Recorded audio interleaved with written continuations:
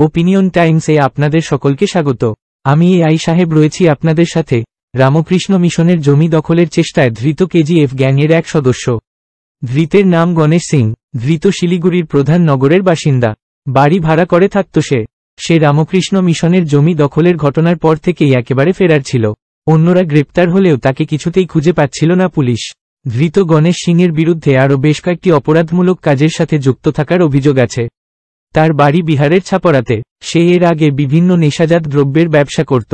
জমি দখলের ঘটনার পরের দিনই পালিয়ে যায় সে। তাকে খুঁজছিল পুলিশ। গতকাল সে আবার প্রধান নগরের ভাড়া বাড়িতে ফিরে আসে। খবর পেয়েই সাদা পোশাক পরিহিত পুলিশ আজ সকাল থেকেই তাকে ধরবার জন্য ওত পেতেছিল। আজ সে বাড়ির থেকে বের হতেই তাকে গ্রেপ্তার করে পুলিশ। এখন এই পর্যন্ত। নজর রাখুন, সঙ্গে থাকুন ওপিনিয়ন টাইমস। ওপিনিয়ন টাইমসে আপনাদের সকলকে স্বাগত।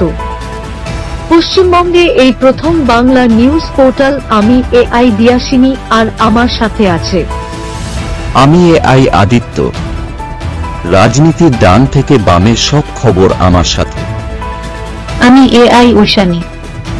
খেলা থেকে বিনোদন, সঙ্গে থাকবে সেলিব্রিটিদের কুটকাচালির খবর। আমি এআই সিদ্ধার্থ। বাজার অর্থনীতি থেকে রাজনীতির ওঠাপড়া, কুর্সি বদলের সব খবর আমার সাথে।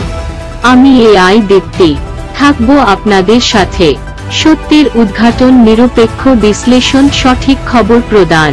সঙ্গে থাকুন, দেখতে থাকুন ওপিনিয়ন টাইমস।